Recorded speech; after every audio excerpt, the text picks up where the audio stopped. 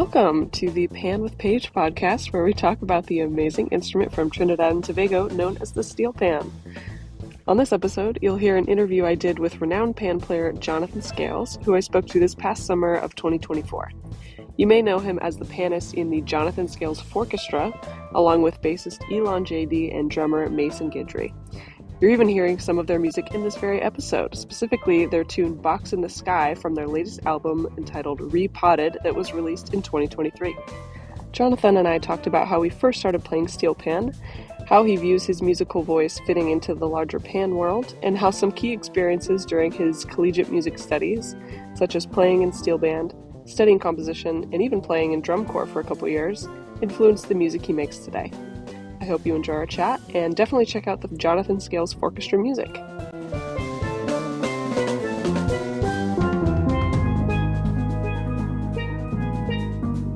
All right, sweet.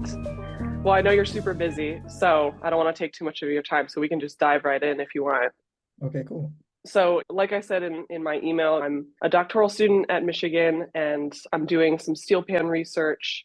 And I was supposed to go to Trinidad this summer, and that got delayed until probably Panorama next year. So I pivoted a little bit, and now I'm going to be going to Brooklyn in August for the Panorama there.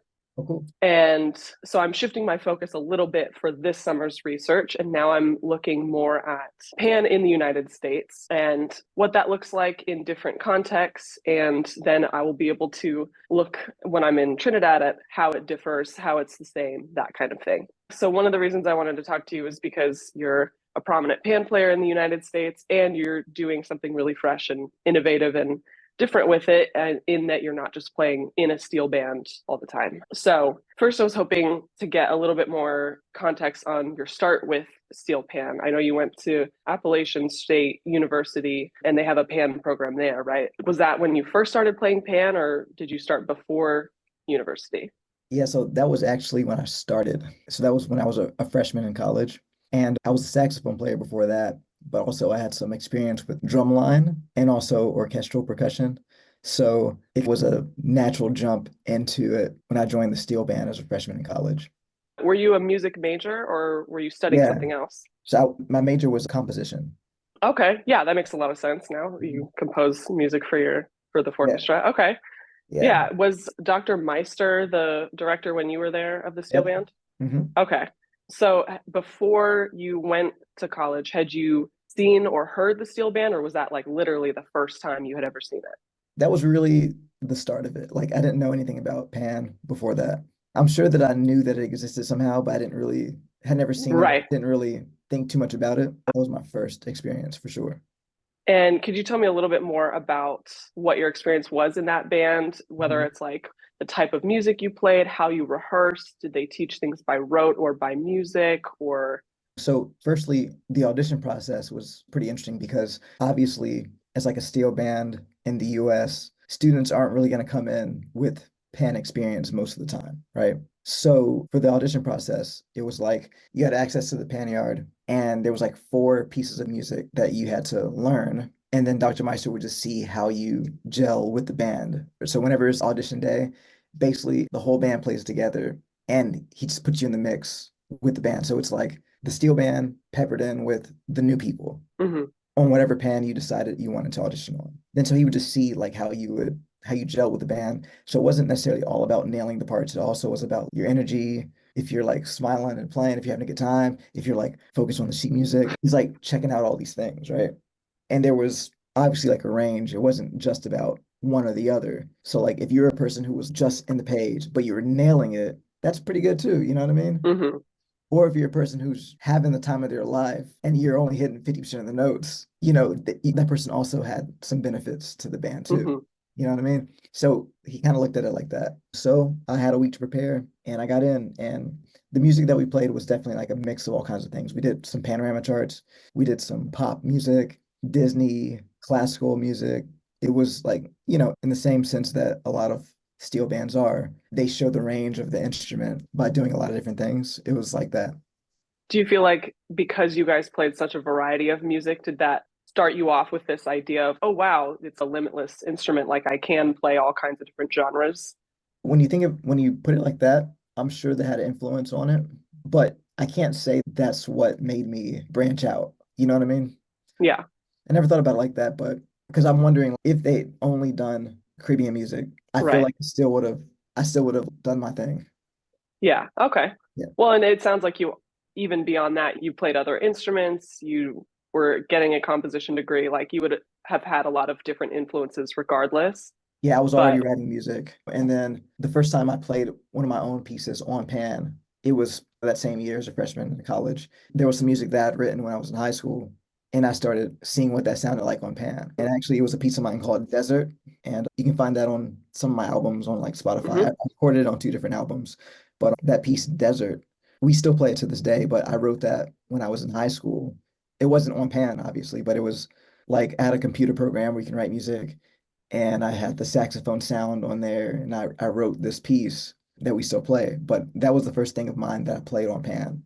And I was like, oh, I like taking my own voice and putting it on this instrument. Was Dr. Meister pretty open if students said, "Hey, I arranged this for steel band, can we play it?" or that kind of thing? Oh yeah. Yeah, he was very open. Most of the arrangements were student arrangements, actually. Okay, Yeah, nice. except for, of course, for like the panorama pieces, and then of course some of the repertoire that you can just buy from different companies that are selling arrangements. Sure. But a lot of the arrangements were from students. Nice. Yeah. I read that he would sometimes take students to Panorama, to Trinidad, or even I think I read that he took some people on a Caribbean cruise or something. Were you ever a part of any of the trips that he did with students? Yes. So there was like a study abroad program that he was a part of with University of West Indies. So he would take a group of us down there for 2 weeks. I did that one time. And that was a cool mix of doing some things at the university that checked off the boxes of study abroad. So there's some classes that we attended there, like carnival mask making and Oh, wow. yeah, like different history classes and calypso songwriting classes and different things like that. But also, he wanted us to experience going to Maracas Bay and eating shark and bake and eating doubles and visiting pan yards. And so it was a wide range of things that we did for that. And also, he would take a cruise every couple of years. So I did do one of the cruises, but it wasn't like playing. It really Ah, was just being on the cruise. I think somehow he was able to like work it into some type of study abroad nice. because we were like learning things too and like visiting different islands and things like that. So I did those two things with him. And then I went to Trinidad twice after that on my own. Did you ever play in Panorama or were you just visiting? I never played Panorama. I played at some jazz festivals. Yeah, it's a jazz festival called Jazz Artist on the Greens. And I played that festival twice. So outside of the study abroad thing I had, I've been to Trinidad twice as a performer, but never Okay. for Panorama. The jazz festival that you went to, was there a lot of jazz pan playing or was it more like other combos and other It was instruments? it was mostly like other just jazz festival, Okay, like yeah, singers, saxophone players, stuff like that. yeah. Yeah. Probably the 2 years that I played, I might have been like the panist that was on the bill. Yeah. Okay, yeah, interesting. Well, it sounds like Dr. Meister cared a lot about giving his students a broader context and Mhm. cultural and historical context for steel band by prioritizing taking students on these trips and stuff versus just staying in the United States. Let's play whatever we want, not really talk about that. Were there ways in which he would either bring it into your guys' rehearsal of, well, let's talk about how a lot of groups teach by rote in Trinidad, so we're going to do this by rote? Or were there any examples of things that he really tried to prioritize? Yes, but it's hard to like pinpoint how. I don't think we ever did anything like that where, oh, well, they teach it by rote, so we're gonna do that. But he Mm-hmm. definitely had an emphasis on the culture of it. Mm-hmm. So, for example, I think it was like every Friday or something like that, the steel band would have a lime where people got together at someone's house and the people who were old enough would drink carob beer and stag beer or whatever, you know what I mean? Like the Trinidadian. So like there was a lot of influence on just like the culture of a steel band being a unit and like really spending time together in different ways. And then, of course, the way that steel bands play an array of different things, we also did that. And also, even though we were reading sheet music, he wanted us to make sure that we were like projecting with our bodies the motion. So he didn't make us memorize stuff, but it definitely was kind of frowned upon to just be like a zombie on stage, just nailing the part. He'd rather you play 80% of the notes and have a good time, than play 100% of notes perfectly and look like you're not alive. So, Nice. so I feel a lot of that spirit, he was able to pass that along to us for sure. Yeah, cool. You mentioned you did a bunch of drumline stuff. I also do a lot of drumline stuff. So I'm also just curious, do you feel like there were transferable skills or like anything that kind of you took from your drumline experience and put in the steel band world? Yes, definitely. Mostly just like etiquette and like Mm, processing music. So I actually did drum corps. okay. Yeah. But the funny thing about Why do you say it like that? funny thing about my drum corps experience though is when I was in high school, I was a saxophone player who also did drum line. Then I went and I auditioned for Carolina Crown on the drum line playing bass drum. Nice. And they never selected me. I kept getting called back to all the camps, but they never cut me. But at the end of the day, I realized that at the time, all the people from North Texas would just come in at the end. So like they wouldn't show up to any of the auditions or anything, but they were back in North Texas, like really just working with Paul Rennick at the Yeah. time. So they would just come in at the very last camp and just like clean house. So when I saw this was happening and I saw that they weren't cutting me, I went to the horn line instructor and said, "Hey, I'm a saxophone player. I'm probably not going to make it on the drum line, even though they're not cutting me, but I want to march drum corps. So if there's any holes, I could learn a horn." And so I learned contra. Okay. Yeah, the biggest horn on the field. And so I marched my first year Carolina Crown in '02 on Contra. And then in '03, I auditioned for the drum line again. They never cut me again, but I saw where it was going. So I went back to Contra and I marched 2 years. So that being said, in terms of how that applies to the steel band, especially from doing drum corps, it's a very fast-paced thing where you have to learn insane music very fast and absorb it. So I'm pretty sure that like for my audition, I played everything perfectly. You know what I mean? Because after drum corps, we're like, they're beating this music into you that's insane. Like it changes how you process music. It changes how, and that's a whole nother topic of like, there's good parts of that and there's bad parts of that. But also I was able to take the good parts of that in terms of like ensemble playing, like playing a part in unison with someone who's standing across the other side of the room. I was very No good at that. problem. No problem. Yeah. And then also just like the discipline of being prepared and practicing your own part before the rehearsal so that you can come in and plug yourself into the existing thing. So like when I came into the steel band, I definitely had that type of etiquette Yeah.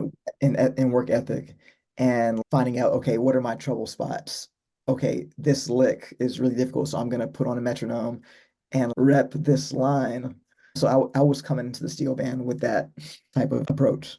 Obviously that has a lot of benefits. Did you find that what became harder was knowing when to stray from that rigidity in that, okay, maybe this music doesn't need to be interpreted in that super strict way. Maybe it needs to breathe a little bit. And I've seen like drumline kids that same thing into concert percussion or something have a hard time finding like where to let it breathe and not Right. be so rigid. That's one of those things where when I hear people talk about the good parts and bad parts of drum corps, I didn't really have that issue. Hmm. I think that I understood the assignment for lack of a better expression. So I feel like for me personally, I was able to take the parts of drum corps that made sense for me and apply that to whatever aspects of Mm-hmm. life. So like when it came to steel band, I also resonated with the culture of it. Maybe like I can't speak on it per se, but for everybody, but like maybe my experience as a African American in the music world growing up listening to all different types of music that has certain flows to it, maybe that assisted me and Hmm. like not taking that music so rigidly, but then also taking the aspects of learning and memorization and all those things. That's the stuff that I really applied. Yeah, cool. You touched on a couple of the other questions that I had on that. You were a composition major. Were you mostly just in that world and steel band was what you were playing, or were you playing concert percussion or saxophone or a lot of other things throughout that degree? So saxophone was what I auditioned on to get into the school. Okay. And at the time, pan did not count as an instrument in this classical system of music. So the steel band was just extracurricular. And I had to take weekly lessons on the saxophone and do a recital on saxophone. So that was a tough balance because like pretty much when school started, I was in the steel band and I wanted to quit saxophone immediately, but I was not allowed to. So I had to balance everything. I was obsessed with pan. So I would like spend so much time practicing in the pan yard. But then I would say, okay, I have a lesson tomorrow and I have to learn the C sharp major scale. on the alto saxophone. So I would have to work on that, work on all the etudes and all the things in preparation for my senior recital. Or I had to audition to find my placement in the saxophone studio, which will determine what ensemble I'm going to be in. So I had to balance all that. But composition is my main focus. So also luckily for me, Dr. Meister is also the composition professor. Okay. Oh, nice. Yeah, he was my composition professor. He was my steel pan professor. He was like a big influence. Yeah, that's Yeah. awesome. Okay, so moving into what you do now, then, it's becoming more and more common to see steel band in kind of some different contexts in the United States, whether it's in like a concert percussion ensemble or chamber music, or like you have your orchestra trio. There's like lots of different ways now that it's being used. Andy Akiho writes like with extended techniques and all kinds of different implements or striking different parts of the pan. There's like more and more of that happening. So first, I'm just curious, what's your take on that? What's your outlook on using pan in these maybe non-traditional ways, taking it out of the context of a steel band and putting Mhm. it with other instruments or different implements, different techniques, all kinds of stuff? So, in order to answer that question, I have to deconstruct your question a little bit Okay, yeah. because to me, and follow me for a second. So, the way that I view things is even asking that question is in a way, and I know you're not doing this, but like hearing a question like that limits the possibility of the instrument already because Mm-hmm. it already is like, oh, wait, but really it's like any other instrument, which is the thing, which is why those things are happening. Now, there's some people who are really strict. There's some people, especially from Trinidad, who are against anything that's not calypso and panorama. There's people from Trinidad who don't agree that I exist, literally, and that I'm able to do what I do. And of course, that's not everybody, but I've received enough emails and complaints and things and comments on Facebook to know that there's people who disagree that I even do this.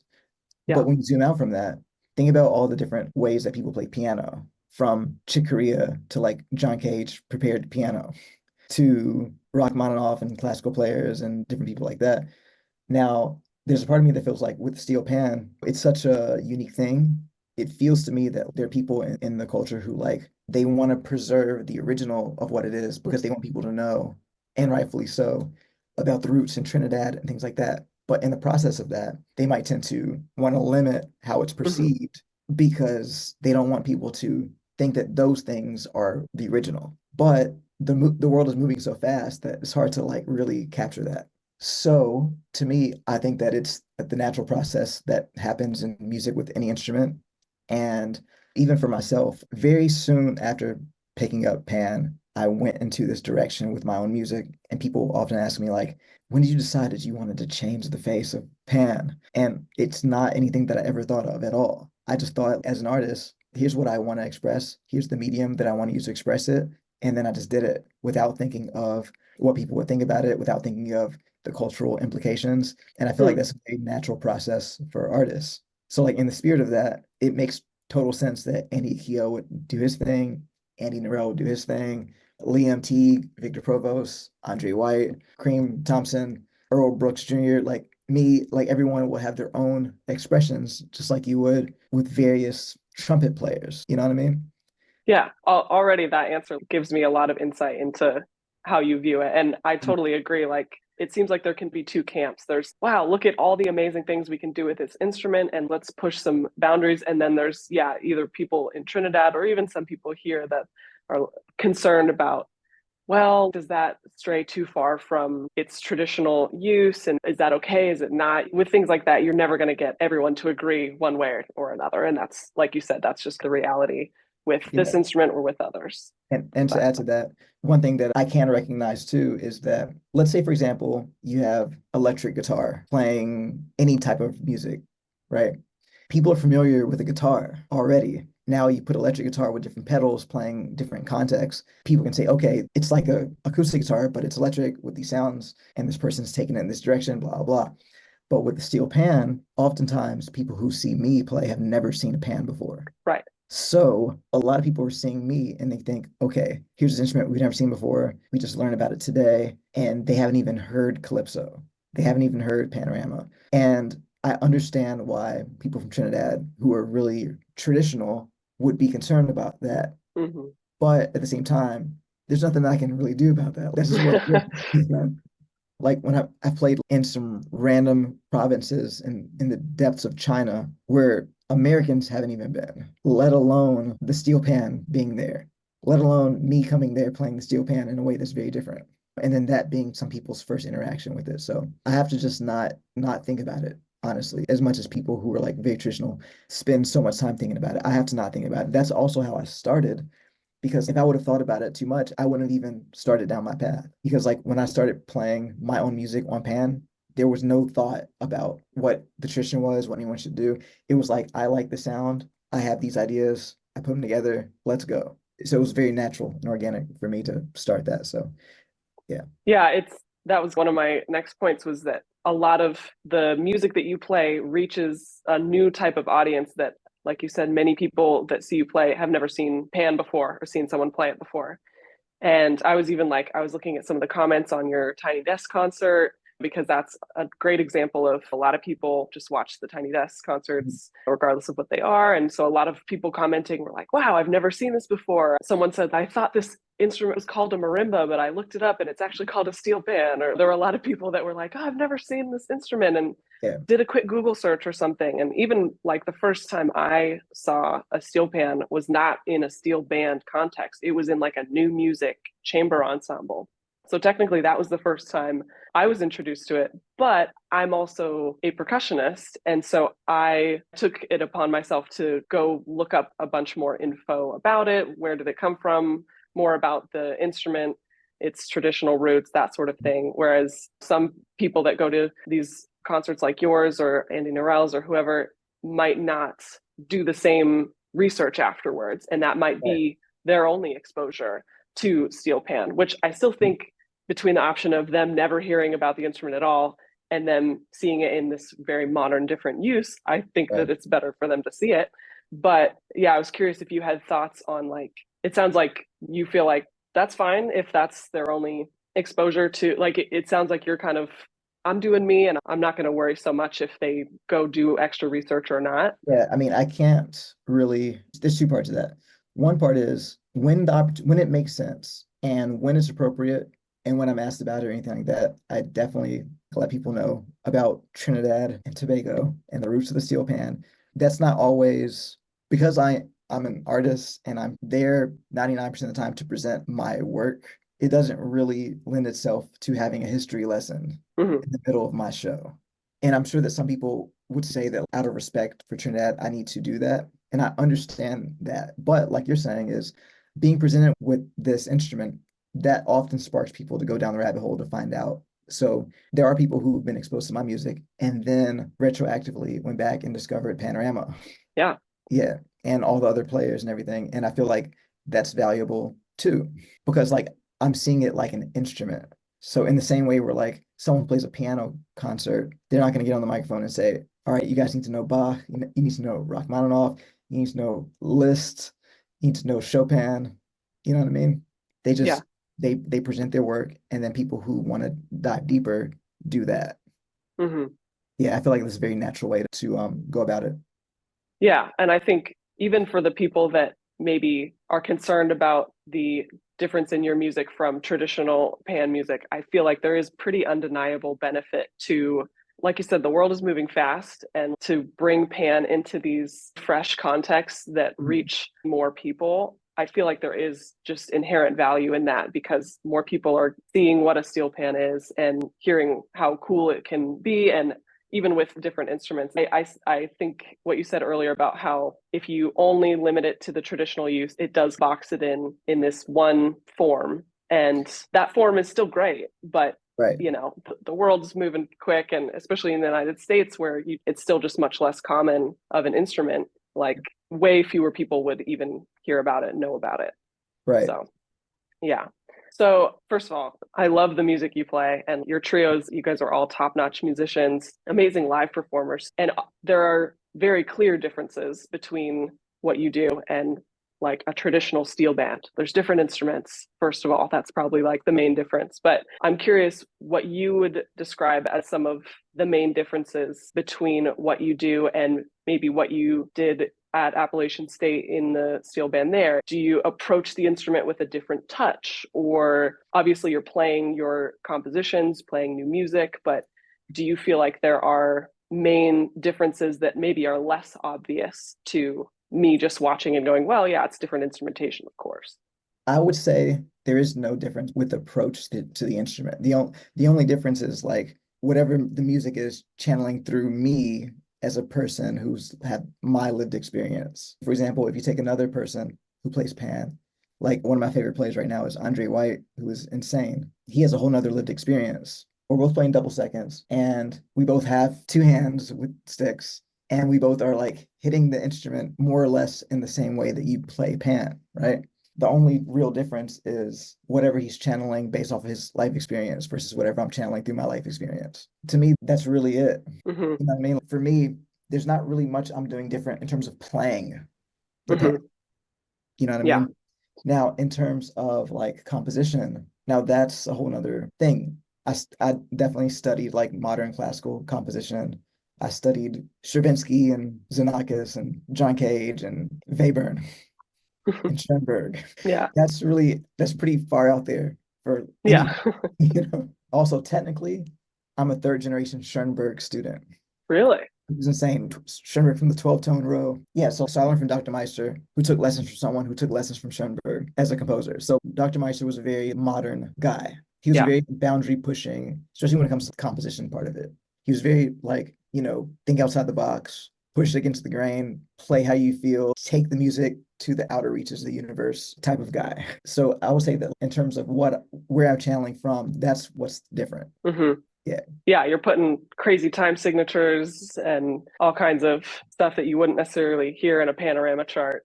Yeah, but it's also coming from a natural place. It's not coming from a place of, man, wouldn't it be cool if I put an 11/16 bar here? It's coming like naturally just because that's what I'm Sure. have ingested in my life. That's what I've been influenced by. That's what I've studied. In the same way where like somebody like Andre White, especially when it comes to like jazz and just like that high level of improvisation, he's absorbed so much of that's what comes Mm-hmm. out.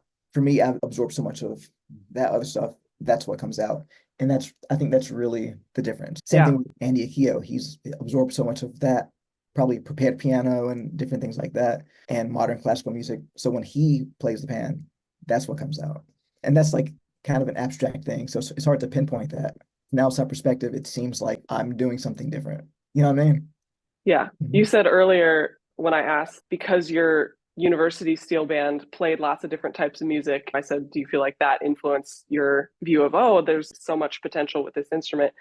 It sounds like Dr. Meister in general, being your composition teacher too, and being someone who really encouraged, like, do whatever you want, push the boundaries, try something new. Do you feel like if you had a teacher that was less that way, or that valued maybe more the traditional kind of a little more square approach, do you feel like you would be a fundamentally different pan player and musician now? Or do you feel like you still, like, that was just in you and you would have made your way there regardless? Wow. That's that might be the deepest question I've ever been asked in an interview. Firstly, obviously there's no way to know for sure. Yeah. Yeah. However, I think that like when I look back at the music that I was writing in high school and the music that I was writing before, it definitely was already a little different. But I feel like working with Dr. Meister, especially in the composition program, it definitely opened my eyes and ears up to like really exploring the far reaches that might be uncomfortable for people. So I think that you're onto something because as I mentioned, I studied Schoenberg, Webern, all these people that were like really out there. And even though I learned that stuff, I like dialed it back for my own voice in a way that was natural for me to use those same techniques and those same like compositional approaches that were really modern and advanced, you know what I mean? So I do think that the influence of Dr. Meister definitely pulled me out of some box. I feel like my music Yeah. would have been different already. It Yeah. would have it would have been different because it what like I started writing music when I was like 11. Mm-hmm. And it So was like already there. I already had a different type of voice for sure. I know I can say that. But like going to college to develop that voice, that's really what pulled out the like, hey, try this. And then I was Yeah. trying all these modern techniques and able to apply that to my own music. And that really stretched me for sure. Yeah. Are Yeah. you still in touch with Dr. Meister? Does he ever see you play these days? Yeah, so he's my friend on Facebook, and so he sees everything. Nice. He likes everything. Nice. Um, it's been a few years since I've seen him. My band was traveling through North Carolina one time, and he's a little older now. He couldn't come out to the show, so I brought my band to his living room, and we set up That's a gig. awesome. Yeah, That's awesome. and also he had this tradition where every year at the end of the semester, he would give all the students like a coffee mug with his face on it. So I do have this on my desk from Oh this. my gosh. This is from May 30th, 2006. That's awesome. What a great souvenir to give your students. Yeah, Nice. yeah. Well, so now when you're composing, for example, for your trio and starting maybe a new piece, do you Mhm. compose on the pan? Do you compose more like I'm in Sibelius and I'm notating as I go? Do you compose with your bandmates? Like, how Okay. much do you start on the pan versus incorporate as you go? Okay, so the best way that I can explain it is it's not such a clear-cut answer for like Yeah. how do I start or what do I use. It's all based off of what is it that I'm trying to do.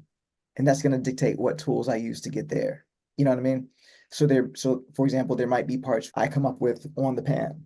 There might be parts where I come up with from creating a formula. Because I'm like from the modern school of like composition. So there might be sometimes I might like to get myself out of my head and to find new avenues. I might create a formula that's going to spit out a chord progression.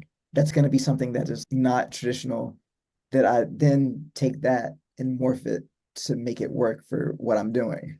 Hmm. There's times where like I picked up an instrument that I don't play at all and just took myself out of my comfort zone to like find a new sound and then take that and play it on the pan. There's times where I've taken an out of tune guitar where all the strings are not in the right place and just like messed around with it and found something that was like, what if I played that on the pan? You see what I'm saying?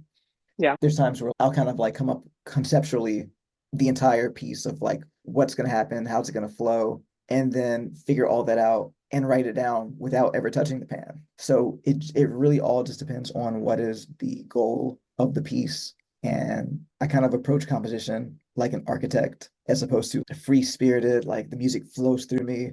Like I'm approaching composition very much like an architect. And I always tell my students, my composition students, like if you see like a beautiful building in France, right? Some like amazing architecture thing, right? As a tourist, you're able to look at that and appreciate it and be like, wow, look at this building. It's inspiring awe and all stuff like that.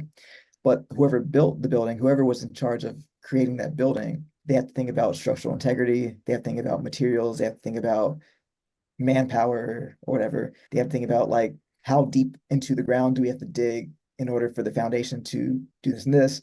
They have to think about how the weather's going to affect it. They have to think about all these aspects that then they put together in a way that also is appealing to people. So that's also how I write music. Yeah. So It's a great analogy.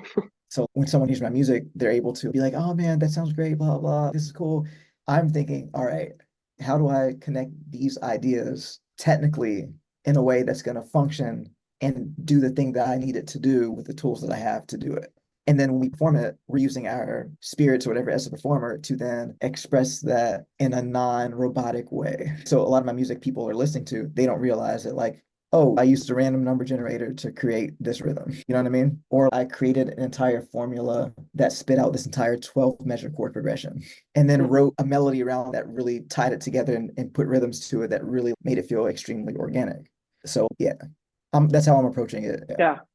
Do you often compose with your trio, or are you mostly bringing the music to them and saying, "Okay, guys, this is what I had in mind"? And Right. obviously, I'm sure they would at least add their flavor to it. But Yeah, that's what it is. So as a composer, I don't know if this is a good or bad thing, but I never feel like I have any short of ideas. You know what I mean? hmm, I'm not saying that I have the complete idea or like the end result of the whole complete idea, but I do come with a complete idea. And I think that just comes from like me studying composition as a degree and having to write. I wrote for like symphonies and piano solos and percussion ensemble and brass quintet and string quartet and woodwind quintet and everything, right? So like I'm used to coming to the table with the complete idea. So in the sense of the orchestra, I come to the table with a complete idea, but then with certain parts, I open it up to their interpretation of those ideas.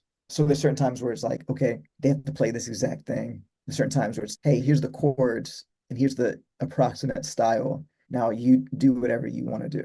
And then as those things develop, sometimes I still craft it within that. So for example, maybe for the drums, I'll tell Mason, hey, I want you to do this type of funk groove, except Hmm. I don't want any two measures to be the same. And none of the measures should you only hit the snare on 2 and 4 ever. So I'll give him like I'll give him those type of parameters, or like never just hit the 2 and 4 in any particular measure. It always has to have some of the ghost notes that are like coming out in some parts of the grid, but on the grid. And also the kick drum, you can't miss the one, but also you need to have a kick drum on every measure on the N of 3. Those are like the type of parameters that I'll put like for the drums, for example, in order to create a certain energy that I'm going for.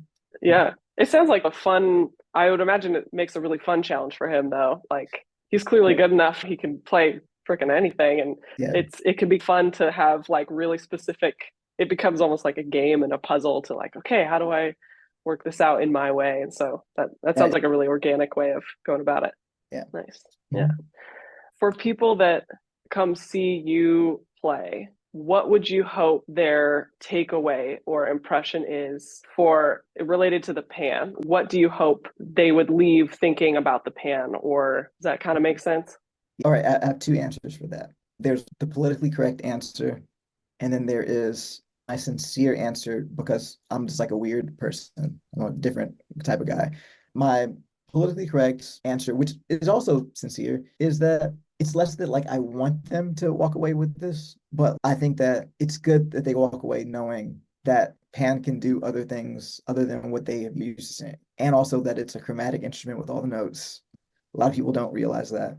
But my like even more sincere answer is I feel like as an artist, I can't think about how anyone else process anything. Mm. I have to just be true to whatever I'm doing, not in a way that I'm selfish, but in a way that is like, in order for me to make this music, I have to not think about how people are going to process it. Because once I start doing that, then I'm going to veer away from doing things that are natural for me. Yeah, it could influence what you Yeah, do. because then I might be like, well, I want to do this part right here, but then what if someone thinks this and blah blah. And I feel like that's a little too much for me. And luckily for me, I put out the music that I want to make, and luckily enough, there are enough people in the world who resonate with that that allows me to have some semblance of a sustainable career. And I think part of that is just not thinking about that. So in the spirit of that, I feel like by me doing whatever I feel in my most genuine way, people are seeing that Pan can do other things. I have to not necessarily be concerned of what the takeaway is on the other side. Because even as an artist, I have two routes. I can think more about how my music is perceived. Maybe I can make it more palatable, which would probably make me more money and more successful and things like that. Or I can take this path where like I'm really staying true to like what I'm trying to do. And whoever resonates with that are the people that are going to come out to the shows, and I can find a way to have a sustainable career as an artist through that. And that's the path that I've chosen. Yeah. That's like a very profound kind of answer to just be like, that's not my business how they You perceive it. know, I'm going to do what's authentic and I'll find my people by doing that. yeah, yeah. And it's taken me a while to get to that point too, because there was a time where I felt like I had this responsibility as an American who's an African American who's also playing this instrument from Trinidad, which I'm not from at all. I felt like I had a responsibility. And the further I got along, I realized that, well, I am helping the whole cause in my own way by virtue of just doing what I'm doing. You know what I mean? The fact that playing steel pan, like I mentioned before, in some remote regions of China and playing the steel pan at like a special needs school in the remote parts of Taiwan. You know what I mean? I got there by doing my own thing. And then I end up in these places where pan is being experienced for the first time, oftentimes. And it's like you mentioned, it's better that they experience it than not experience it. And that's how I'm able to do these things is by just staying genuine to myself. Yeah, clearly it's working. So I mean, it's doing something. again, yeah, like your guys' music, it's really top tier, high level music, but still appeals to non-musicians and it's awesome. Well, thank you again so much for taking the time. This was a really interesting conversation and I know that you're busy, so I really appreciate it. Yeah, awesome. Thank you so much. All right, thank you. See ya.